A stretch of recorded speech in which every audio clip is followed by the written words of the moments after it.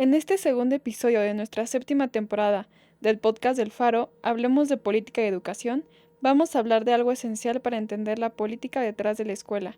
Como sabemos, si lo que el Estado promete en materia de educación realmente se cumple.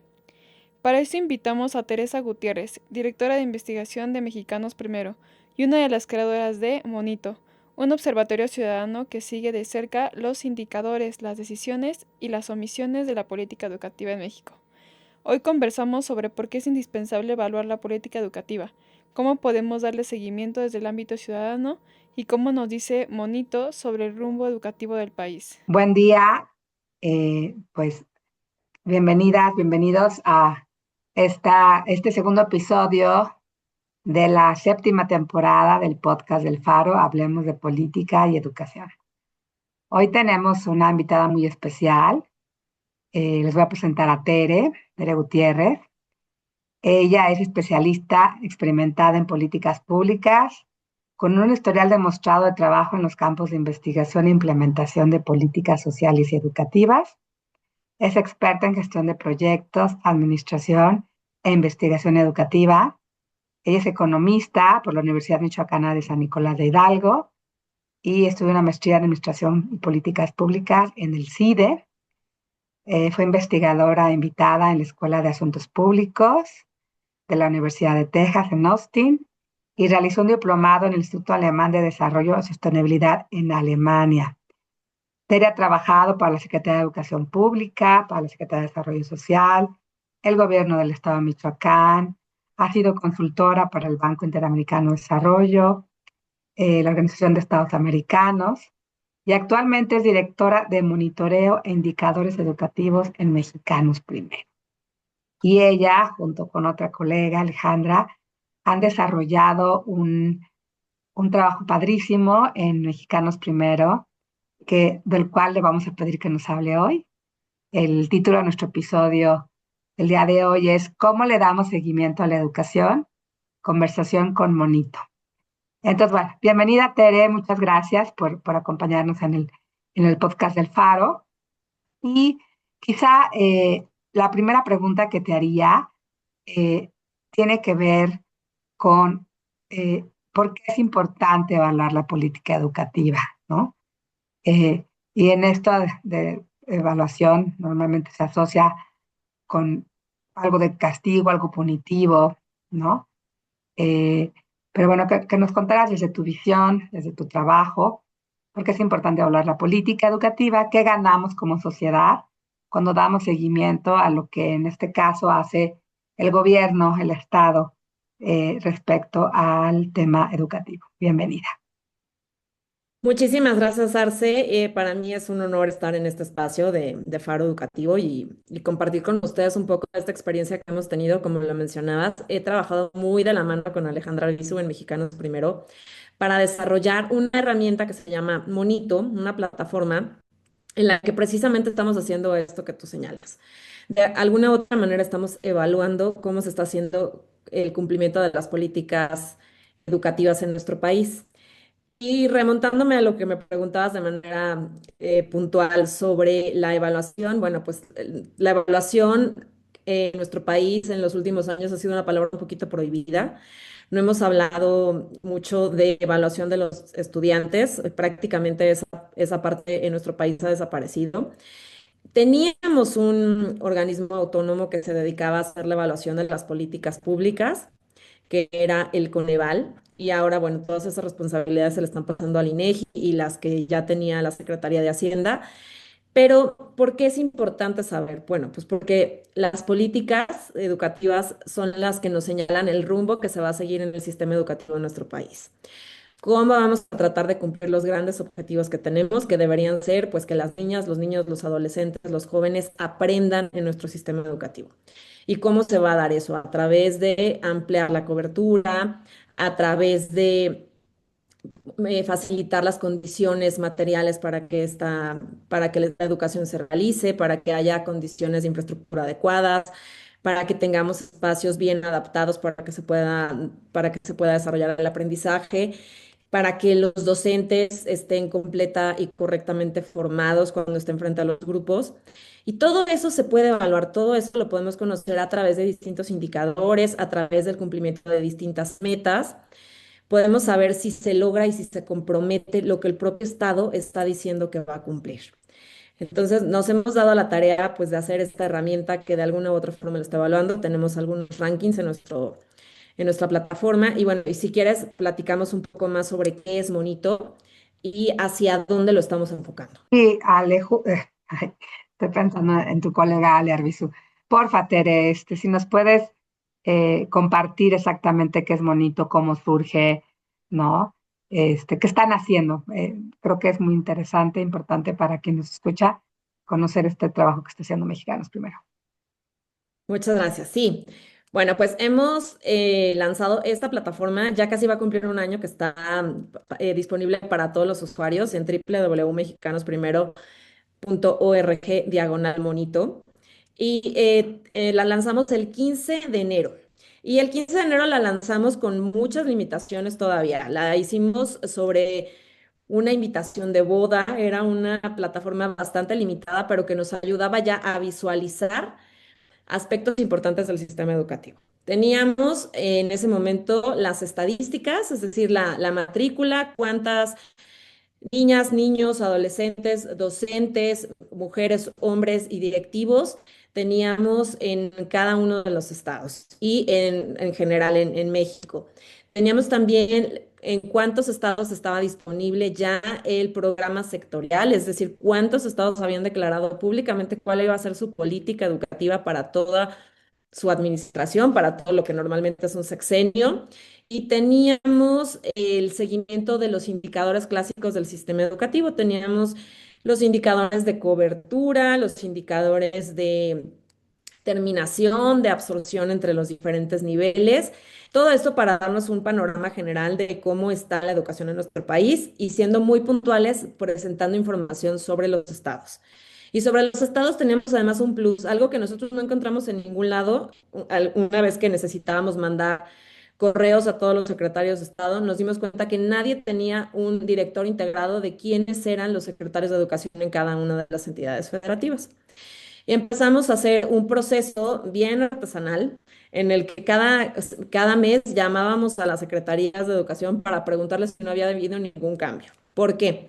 Porque nos dimos cuenta que las secretarías no eran tan efectivas en la actualización de sus directorios, que muchas veces con cada cambio de gobierno llegaban a coexistir una o más, dos o más páginas oficiales porque que la anterior se quedaba arriba, no la bajaban y entonces los datos de repente no checaban. Entonces dijimos, bueno, esto lo vamos a hacer rudimentariamente de la manera más clásica, llamando por teléfono. Entonces nos contestan muy amablemente, ahora ya nos conocen, ya saben que cada 15 días o cada mes les vamos a estar llamando para verificar que no haya habido ningún cambio y de esta manera nosotros podemos tener actualizada nuestra plataforma en esto. Pero queríamos algo más cuando lanzamos esta plataforma. Entonces, al mismo tiempo que lanzamos la plataforma en enero, empezamos a trabajar sobre el seguimiento de los programas sectoriales. Como te decía, estos programas sectoriales son la política declarada de cada uno de los estados y en la que ellos mismos se comprometen a cumplir con distintas acciones. Muchos de estos programas sectoriales coinciden en objetivos sobre aumentar la cobertura, sobre mejorar las trayectorias, sobre tener mejoras en infraestructura. Están clasificados por objetivos generales, después estrategias sobre cómo se van a cumplir esos objetivos y finalmente sobre acciones puntuales que se van a realizar ya directamente en los sistemas educativos. Y todos estos se deben medir a través de indicadores. Los propios estados establecen qué indicadores van a cumplir. Y ahí es en donde hemos tenido el mayor trabajo. ¿Por qué? Porque si bien establecen estos indicadores, muchas veces al año siguiente ya nos reportan lo mismo, de pronto cambian la forma en la que lo estaban midiendo, ya voy a hacer un porcentaje y después resulta que lo midieron en absolutos, o se les olvida de pronto reportar algún indicador y esto se debería hacer normativamente cada año. Cada vez que el gobernador del estado presenta su informe ante su Congreso, debería hacerse una actualización sobre cómo se avanzó en el programa sectorial. Entonces, algunos estados, no voy a mencionar ninguno puntualmente para no quemar o no ensalzar de más alguno, algunos estados lo publican, lo tienen disponible en la página de la Secretaría, tú vas, das clic, lo encuentras y lo puedes descargar. En algunos otros lo hemos solicitado directamente a través de una consulta directa y nos lo reenvían. Y en otros casos hemos tenido que recurrir a las consultas a través de transparencia. Y hemos recibido respuesta en prácticamente todos los casos en los que lo hemos solicitado. Hemos tenido éxito compilando este registro que las propias secretarías hacen de cómo están cumpliendo sus indicadores. Entonces, para la segunda fase de monitor, nos dimos a la tarea de compilar toda esta información que muchas veces tardó meses en llegar porque se tuvo que resolver a través de transparencia, que muchas veces no era totalmente clara y que se tuvo que interpretar y que en alguno de los casos tuvimos que ir a preguntar de nuevo a la secretaría, oiga, ¿qué quería decir cuando reportaron este número?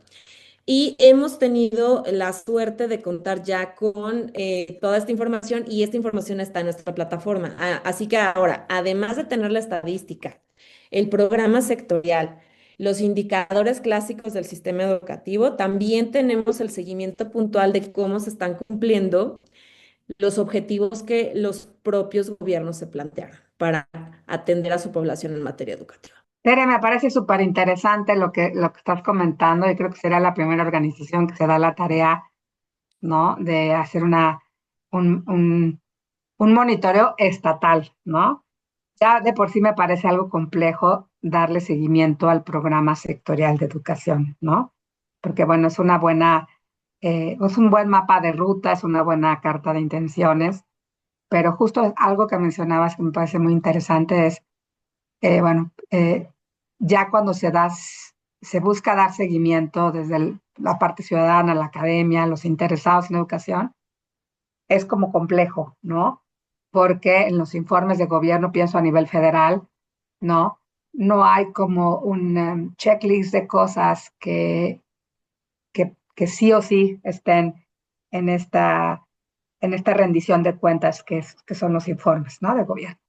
Entonces uno tiene que hacerle, siempre lo digo con mis estudiantes, al tipo Sherlock Holmes, ¿no? Para ir cazando documentos y hacer como una narrativa que tenga coherencia, ¿no? Entonces cuéntame un poquito más de este trabajo y no sé si también quieras compartir, como aprovechando, hablando de los programas sectoriales de educación, qué tan armonizados están con el programa sectorial a nivel federal y qué tanto también Monito se está metiendo con el seguimiento del programa sectorial federal, ¿no? Porque son Sí. dos tareas distintas, complementarias y creo que las dos muy importantes, ¿no?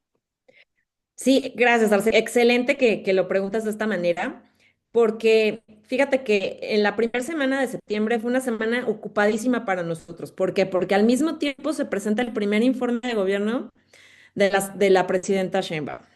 Entonces teníamos que ver si estaba reportando algo de educación. Reportó, la verdad, muy poco. Pero en esa misma semana salió el programa sectorial de educación. Y esta misma semana salió el panorama de la educación de la OCDE, Education at a Glance, que trae algunos datos interesantes sobre gasto educativo y sobre las condiciones en distintos países, no solo en México. Y ese día también, esa misma semana, se presenta el presupuesto.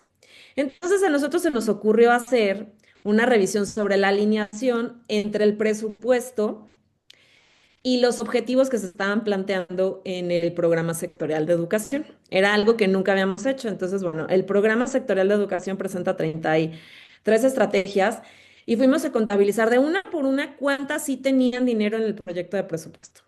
Entonces empezamos a contar y resultó que más o menos la mitad sí tienen recursos destinados directamente o que los puedes relacionar directamente para que se cumpla alguna parte del programa sectorial. Pero hay muchas otras cosas que no están cubiertas. Prácticamente la mitad de las acciones y sobre todo las que tienen que ver con uno de los ejes que para nosotros es fundamental, que es el aprendizaje, no se están cubriendo o se están cubriendo solamente de manera parcial. Cuando hicimos este análisis, bueno, también revisamos la pertinencia de los objetivos que se están planteando en el programa sectorial y encontramos que en lo general los objetivos se alinean con muchas cosas que nosotros hemos pedido que se mejoren en la educación en nuestro país, que se alineaban con la formación docente, con el reconocimiento magisterial, con el tema de mejorar la infraestructura. Pero veíamos una ausencia enorme de medición y evaluación de los aprendizajes, como ya lo señalábamos, ¿no? Eso sigue de capa caída y sin pintar de ninguna manera en el presupuesto. Esa es una de las estrategias en las que encontramos que no se está midiendo nada. Y si bien se hace una referencia directa en el programa sectorial a la medición de los aprendizajes, no nos dicen cómo lo van a hacer y no se pone ningún indicador que tenga que ver con el cumplimiento de estos aprendizajes. En el programa sectorial anterior, en el de la administración 2018-2024, sí había indicadores relacionados con una medición de aprendizajes, que eran los indicadores relacionados con la prueba PISA. Para este nuevo programa sectorial no estamos incluyendo nada de eso, nos estamos olvidando de PISA, que es la única prueba estandarizada en la que México sigue participando, y no sabemos cómo se va a medir esta parte, ¿no? Será interesante ver cómo se va a reportar y cómo vamos a poder revisar si se está cumpliendo o no se está cumpliendo dentro de este objetivo. Y sobre la pregunta de qué tan alineados están los programas estatales los programas sectoriales de educación en los estados con el federal, pues realmente hay pocas coincidencias todavía. ¿Por qué? Porque solamente los 9 estados que cambiaron, las 9 entidades federativas que cambiaron de gobierno al mismo tiempo, que fue hace un año, pues tuvieron oportunidad de ver cómo iba a quedar y de alinearse con los objetivos.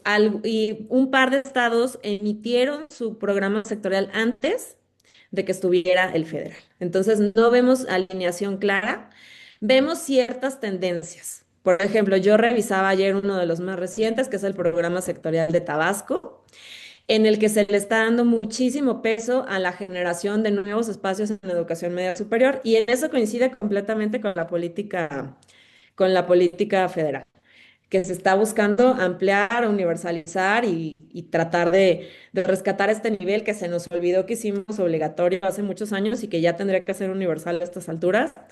Y también encontramos pues la presencia de las becas como estrategia principal para abatir el abandono, pero para mejorar, pero para completar trayectorias, pero para casi todo, ¿no? O sea, las becas como una solución universal a muchos de los problemas del sistema educativo. Y vemos también, bueno, la presencia de la revalorización del magisterio. Este es un concepto que sigue y que viene desde el programa sectorial de la administración anterior, ¿no? De tratar de poner de nuevo a los docentes como un actor fundamental del sistema educativo, pero a la hora que revisamos, volvemos a ver que en los programas que van directamente enfocados a fortalecer la formación docente, pues nos encontramos con recortes presupuestales enormes. Nunca hemos vuelto a alcanzar el nivel que se tenía en el 2018 en los programas destinados a la profesionalización docente, y estamos calculando que para el 2026, si se repartiera de manera equitativa la bolsa para formación, a cada docente de nuestro país le tocarían 100 pesos para formarse. Entonces, esa es la forma en la que lo estamos siguiendo. Vamos a estar haciendo un seguimiento puntual de los indicadores que se registraron en el programa sectorial de educación. Vamos a estarlo comparando con el resto de la información que se publica, porque esta es una de las cosas que buscábamos con Monito precisamente. Tener en un solo lugar información que de otra manera tendríamos que buscar en 7 u 8 fuentes diferentes, que estarían en un apartado oculto en la página de la Secretaría de Educación o que estarían guardados en un escritorio en la Secretaría de Educación de Sonora. Aquí lo tenemos todo público, todo en un solo lugar, evitando que nuestros usuarios tengan que hacer esa búsqueda ellos mismos. Sí, en ese sentido me parece muy importante también como promocionar más el trabajo que están haciendo en este sentido, ¿no? Algo relacionado, Tere, la mayoría de la gente siente que estos documentos se quedan lejos de su realidad o no los conoce, ¿no? Nosotras porque llevamos estudiando el sistema educativo muchos años y entonces, bueno, nos parece como algo sencillo, accesible, cotidiano, ¿no? Por nuestra profesión. Pero desde tu experiencia en Monito, ¿no? ¿Cómo podría cualquier persona de a pie, ¿no? Un estudiante, un profesor que está también involucrado en el tema educativo al 100, pero desde otra mirada, más desde el aula, desde lo que tiene que resolver con sus estudiantes, ¿no? Las familias también, ¿no? ¿Cómo podrían las familias involucrarse, dar seguimiento a la política educativa? La palabra política asusta, ¿no? Parte de esta temporada del podcast tiene que ver con mirar que detrás de cada decisión, de cada eh, cosa que pasa en la escuela, eh, hay un asunto político, ¿no? Hay una decisión que se toma a más alto nivel, ¿no? Entonces, que la política está detrás de la escuela, ¿no?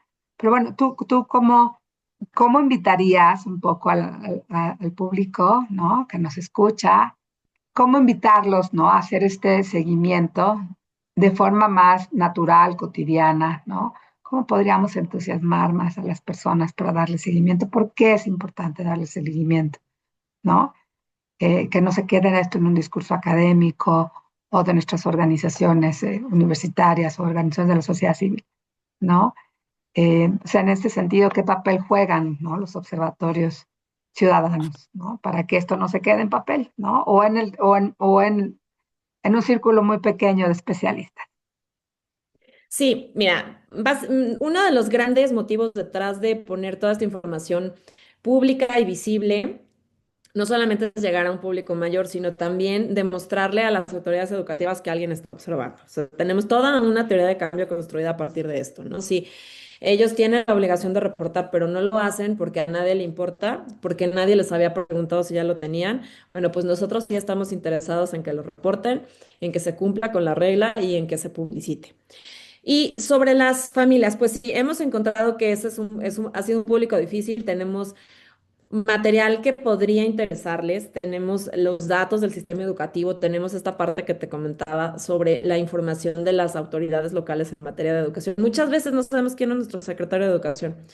¿Por qué deberíamos saberlo? Posiblemente porque es el responsable de que en el Estado se lleven a cabo las políticas y que el sistema educativo funcione, pero además porque es un servidor público. O sea, todo el dinero público, todo el dinero que está en el sistema educativo es tuyo, mío y de todas las personas que trabajamos en este país para pagar impuestos. Y eso muchas veces se nos olvida. Esa parte, la rendición de cuentas no la tenemos todos tan clara. Los invitamos a acercarse para conocer estos datos y para ver efectivamente, como tú dices, que a veces las políticas públicas están un poco alejadas de la realidad y del cotidiano de lo que pasa en las escuelas.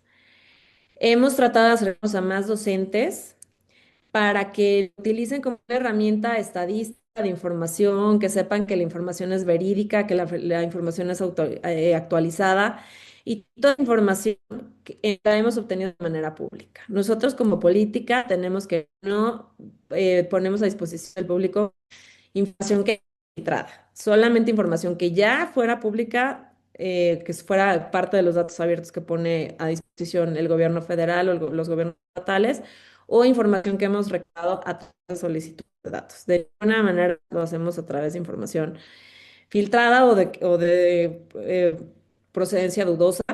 Tenemos, por ejemplo, también información sobre qué ha pasado los últimos 10 ciclos escolares en cada entidad. Tenemos un histórico de, tenemos un histórico de indicadores educativos que nos permite saber cuánto ha cambiado. Entonces, ante la pregunta que ha rondado en las últimas fechas, en la que se señala que hay menos niños en la escuela, pero esto es porque nacen menos niños, bueno, pues nosotros tenemos ahí una respuesta. Efectivamente, sí hay menos niños que hace 7 años. La natalidad ha bajado como el 20% desde el 2015.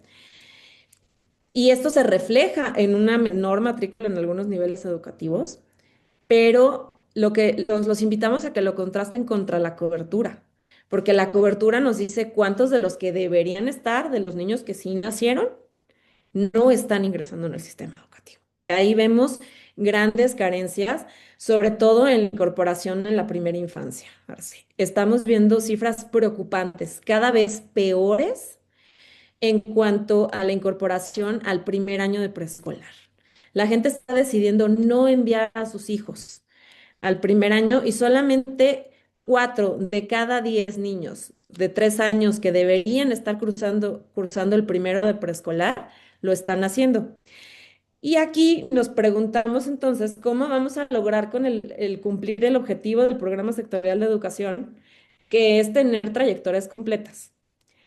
Las trayectorias completas no se garantizan solamente haciendo que los niños no salgan de la escuela, se garantizan haciendo que inicien a tiempo, que reciban todos los aprendizajes desde el momento en el que los deben recibir y que normativamente pues debería ser desde los 3 años, ¿no? Entonces, todas estas cosas sí creo que son de interés para las madres, los padres, los docentes y que pueden encontrar estos datos muy puntuales en nuestra plataforma y que, te digo, lo conectamos desde lo que vemos en el titular de las noticias, que es esto, los niños que no nacieron pues no van a ir a la escuela, contra las cifras oficiales que nos están dando, contra los datos de INEGI que también tenemos presentes en la plataforma de Monito, contra lo que realmente está pasando en la cobertura del sistema educativo. Entonces, te podemos pintar la película completa y puedes ver qué ha pasado en esos últimos 10 años, justamente en la incorporación de los estudiantes a la escuela. Y esto pues nos da posibilidad de, como ciudadanos, organizados o no desde la sociedad civil, de poder exigir y de poder revisar si se están cumpliendo o no los objetivos. Así lo estamos conectando nosotros y estamos tratando también de facilitar el acceso y de facilitar la comprensión de estos temas que, como tú lo dices, pueden estar a lo mejor en un nivel muy académico, poco claro para las personas, pero estoy haciendo también una serie de videos explicando que se llama Con peras y manzanas. Los invitamos a revisarlo en nuestras redes sociales.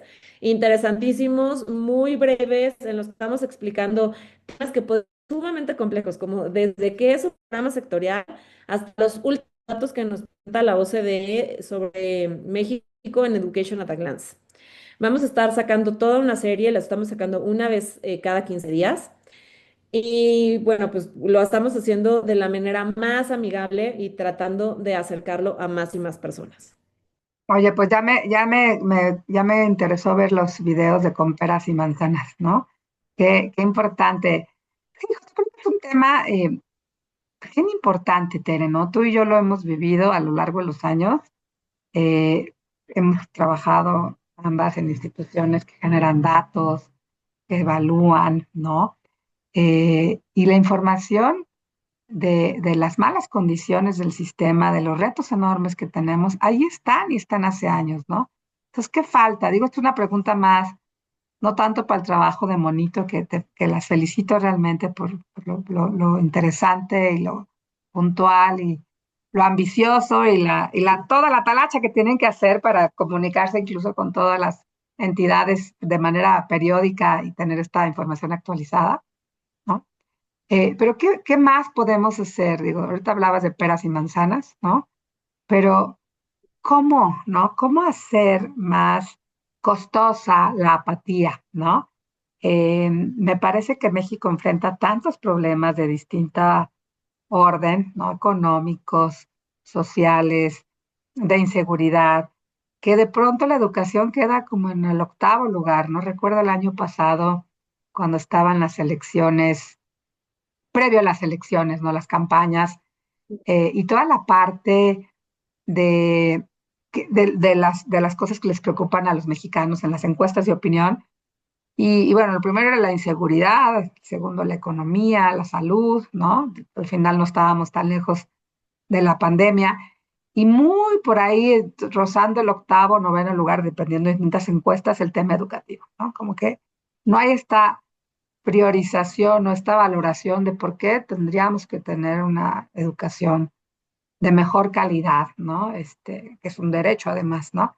Y un derecho, llave, que posibilita y abre, nos da acceso a otros derechos. Entonces, ¿cómo convencer a las personas, ¿no? Y lo digo tanto para quienes nos escuchan, pero también como estrategia, ¿no? ¿Qué han pensado mexicanos primero? ¿Qué han pensado ustedes en Monito, ¿no? además de con peras y manzanas. Entonces, es un reto enorme, ¿no? ¿Cómo Sí. hacer, ¿no? ¿Cómo comprometernos? ¿Cómo le dirías a nuestra audiencia una sola idea o un conjunto de ideas, como tú lo desees, para comprometerse con el seguimiento de la educación? ¿Cuál podría ser?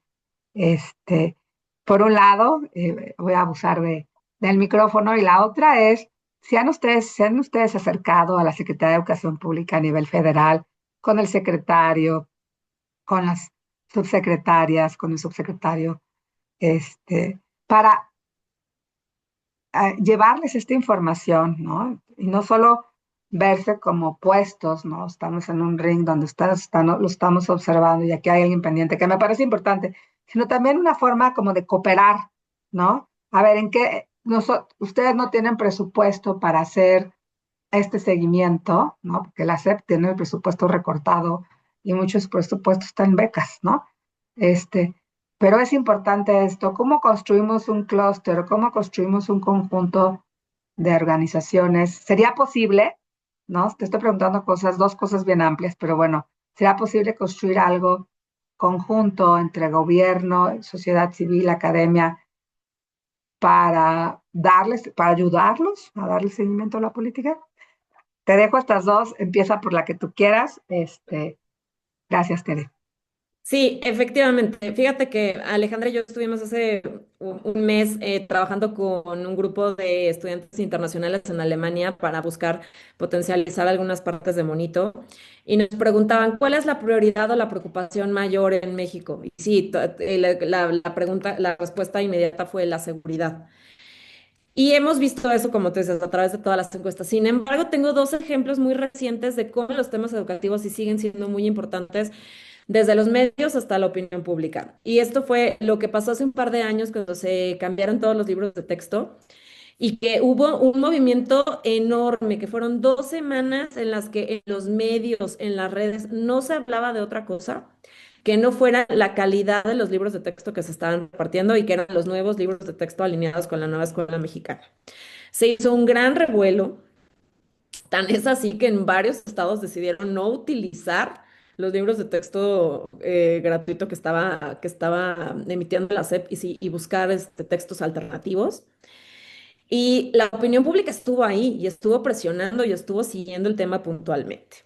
Y el otro fue todo lo que pasó alrededor de la posible salida de México de la prueba PISA.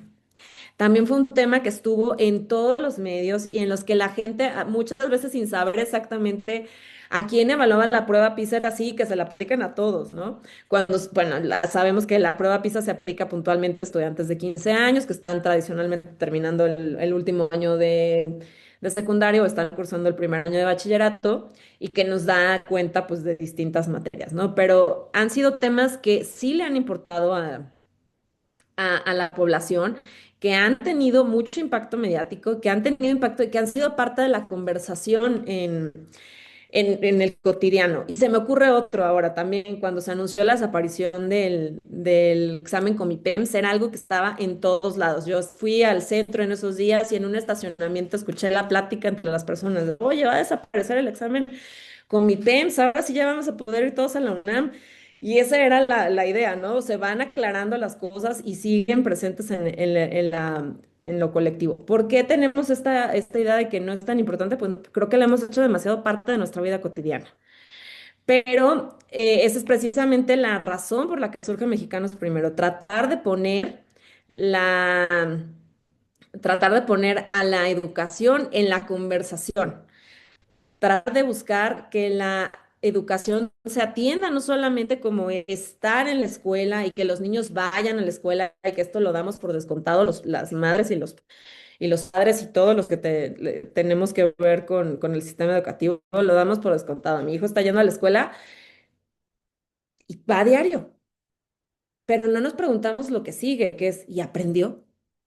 Y lo que aprendió le va a servir y lo va a habilitar para poder llegar y construir una mejor versión de sí mismo. Eso no lo sabemos en este punto, que la evaluación que recibimos pues es solamente lo que están haciendo nuestros hijos, pero no tenemos una evaluación global del sistema educativo y ahí tenemos uno de los grandes pendientes.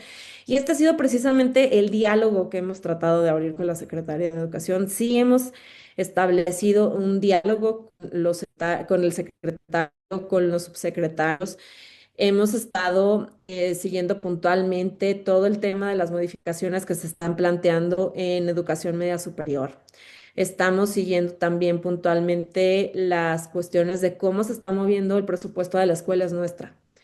Uno de los grandes temas de los que Mexicanos Primero no ha quitado el dedo del renglón y no lo vamos a quitar. O sea, mi presidenta ejecutiva, la maestra Patti Vázquez, siempre lo dice, el día que todas estas cuestiones estén garantizadas en el sistema educativo mexicano, primero deja de existir y nos vamos a dedicar a otra cosa, porque ya no tendríamos una búsqueda real ni un objetivo.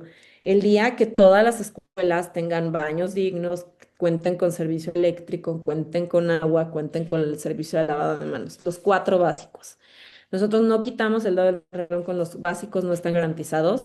Y vemos que a través de los recursos que se están destinando a través de uno de los programas estrella desde la administración anterior, que es la escuela es nuestra, y que tiene la característica de que es autogestivo, que es un recurso que se le entrega directamente a los comités en las escuelas y que ellos deciden cuáles son las necesidades que se van a cubrir.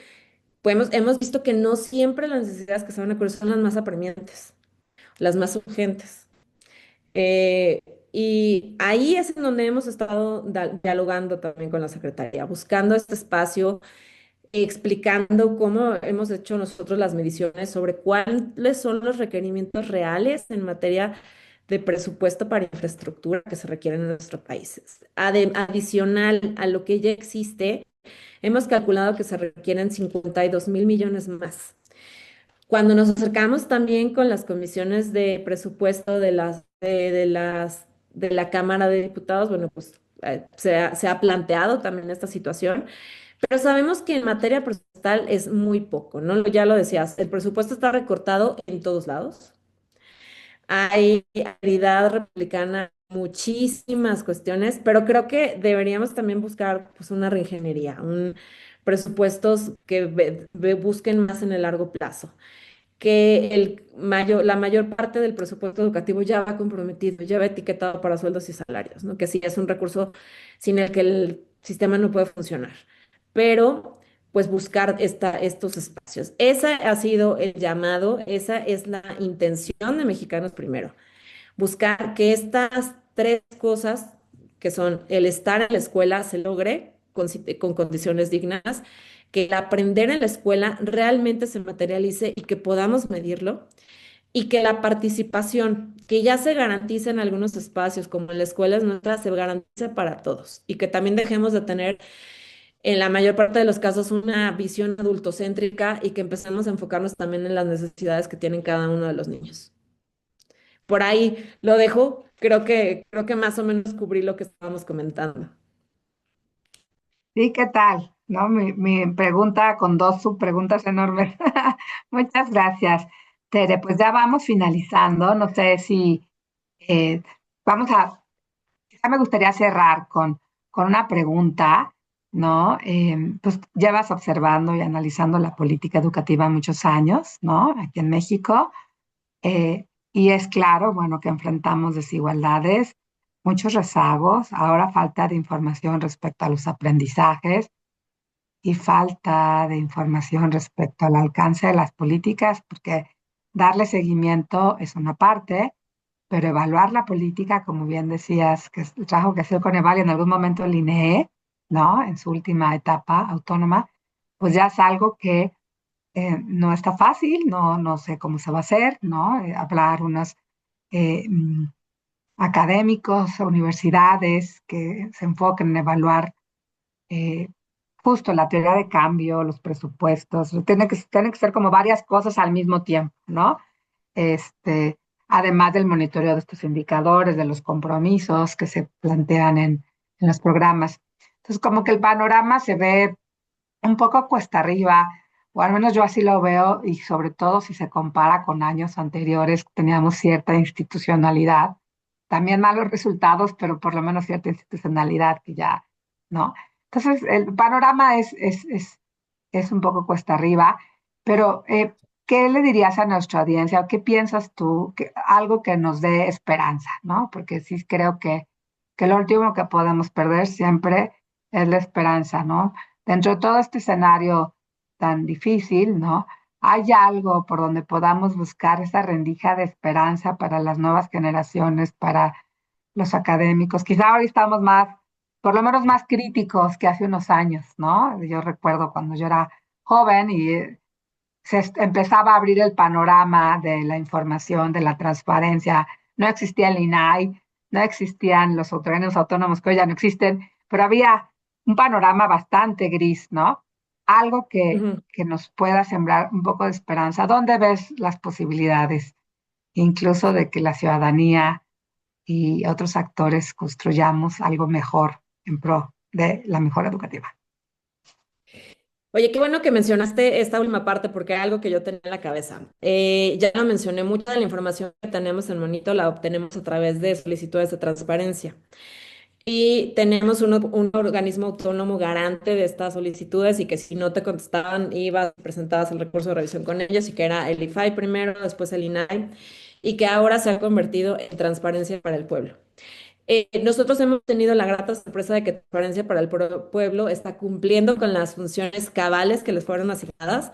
Hemos tenido respuestas inmediatas de su parte, e incluso en una resolución que se emitió hace un par de meses en las que nos tenían que proporcionar a nosotros información y que el organismo que nos la tenía que proporcionar nos contesta, sí, pero tienes que venir por ella con un USB para que te la pasemos porque no te la puedo pasar de otra manera. Transparencia para el Pueblo les contesta y le dice, tú tienes que adoptar todas las opciones y no hacer que el solicitante esté yendo con su USB. Busca la manera, encuéntrala. Entonces, para mí es muy grato saber que Transparencia para el Pueblo está funcionando de manera muy cabal, cumpliendo con las funciones que antes cumplía el INAI, y que ahí veo por lo menos que la transparencia sí se quedó institucionalizada, que el core de esa política pública, que era la transparencia, que era garantizar el acceso a datos que antes del 2000 los mexicanos no conocíamos y que se nos olvida y que nos quedamos demasiado acostumbrados. Antes del año 2000 no los conocíamos ni sabíamos que existían ni que podíamos pedirlos. Ahora sí los tenemos y esa parte parece que sigue institucionalizada y que va a seguir trabajando de la mejor manera y hemos tenido la misma respuesta efectiva e inmediata y en mayor o menor medida clara de parte de las entidades federativas. Y otra cosa que a mí me da también un poco de esperanza son los esfuerzos locales que se están haciendo en materia de evaluación educativa. Tenemos ya grandes referentes en nuestro país. Tenemos a un estado del Bajío que tiene ya prácticamente 6 años haciendo evaluación de su sistema educativo con apoyo de una fundación y están haciéndolo sobre aprendizajes fundamentales, pero ya tienen constantes en su evaluación.